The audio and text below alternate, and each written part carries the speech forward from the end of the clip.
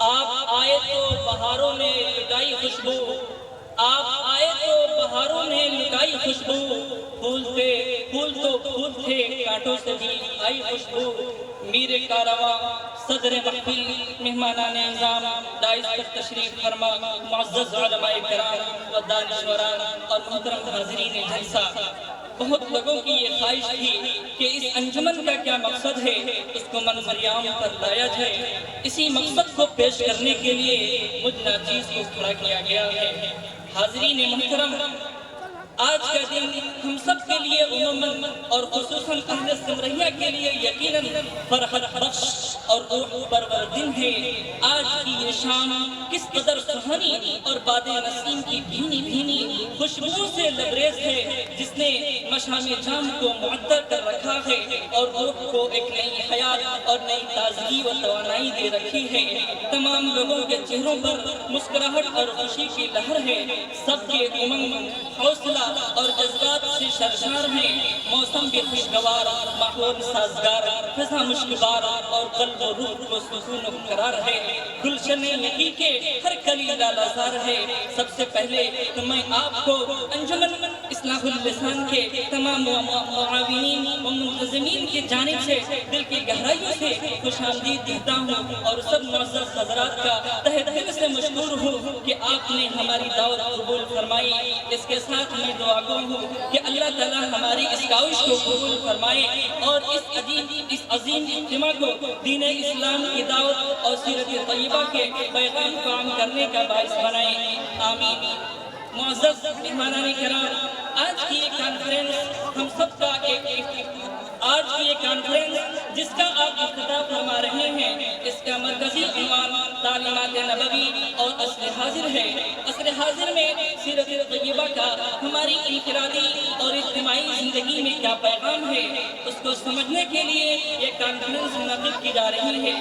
معزز مہمانان خصوصی اور سامعین کرام، آج انسانیت مسائل و آلام کی جس گرداب میں پھنسی ہوئی ہے، تہذیبیں جس طرح دم توڑ رہی ہیں، ان حالات میں نبی پاک صلی اللہ علیہ وسلم کی تعلیمات ہمارا واحد سہارا ہے، کیونکہ نبی پاک صلی اللہ علیہ وسلم کی تعلیمات کا آغاز اقرا کے عظیم شان نعرہ سے ہوا۔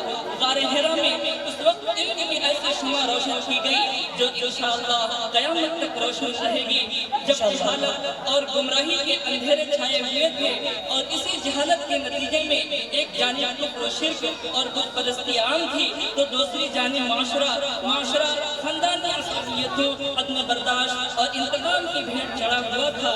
ہر طرف جنگ و جدال کی کیفیت تھی، نہ کسی کی جان محفوظ تھی، نہ کسی کا مال اور عزت و آبرو۔ چنانچہ غار حرا سے نکلنے والی اس علم کی روشنی میں ہر طرف علم کا گولا، علم کا اجالا پھیلا دیا۔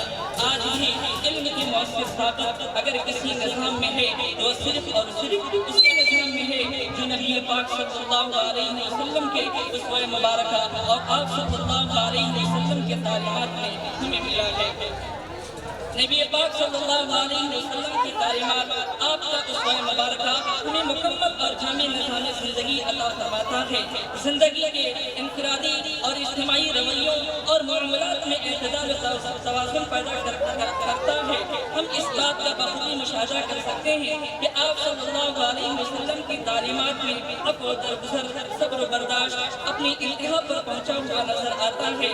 محترم سامعین، آج ہمارے معاشرے کا بہت بڑا نوجوانوں پر مشتمل ہے اور ہمارا مستقبل انہی نوجوانوں سے وابستہ ہے اور آنے والے کل میں انہی نوجوانوں نے قوم کی رہنمائی کا فریضہ انجام دینا ہے۔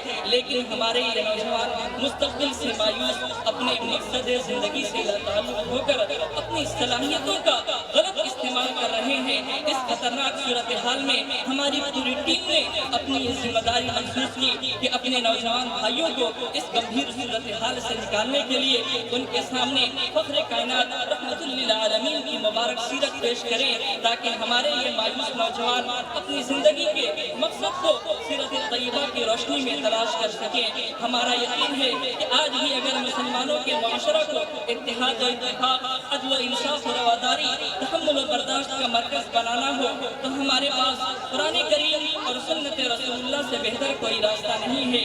محترم سامعین، آج ہمارے نوجوانوں کو یہ یاد دلانے کی ضرورت ہے کہ ان کے محبوب نبی صلی اللہ علیہ وسلم نے ہمیں عفو درگزر محبت اور اخوت کا درس دیا ہے، دوسروں کے حقوق ادا کرنے کی پیاری تعلیمات دی ہیں، اور ہمارے نبی نے ہی انسانیت کو عظمت عطا فرمائی جن کی مثال پیش کرنا ممکن ہی نہیں ناممکن ہے۔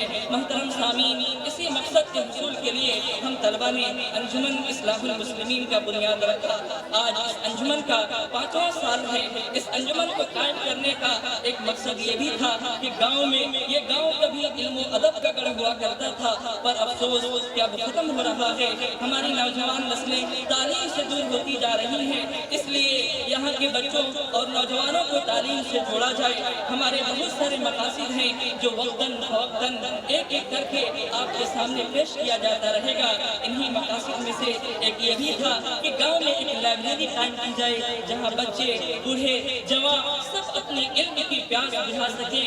آپ کی دعاؤں سے یہ کام انشاءاللہ بہت جلد پائے تکمیل کو پہنچنے والا ہے۔ حاضرین محترم، آپ سب بخوبی جان رہے ہیں کہ یہ علاقہ تعلیمی اعتبار سے بہت کمزور ہو رہا ہے۔ آپ سب واقف ہیں کہ قوموں کی ترقی و تعمیر میں سب سے اہم کردار تعلیم کا ہوتا ہے۔ تعلیم ہی سے قومیں پروان چڑھتی ہیں، اس سے ہی وہ اچھا انسان اور اچھا شہری بنتا ہے اور قوم و سماج میں اپنی جگہ بناتا ہے۔ اس لیے آپ سب اپنے بچوں کو تعلیم سے آراستہ کیجیے، اور آپ سب سے یہ بھی دعا کریں کہ یہ انجمن بھی ترقی کرے اور امت مسلمہ کے لیے نافع بنے۔ کافی دیر تک سمے فراشی کے بعد معذرت خواہی کے ساتھ دوبارہ اپنے مہمانان گرامی نیز تمام حاضرین کا تہ دل سے شکریہ ادا کرتے ہوئے رخصت ہوتا ہوں۔ وآخر دعوانا الحمدللہ رب العالمین۔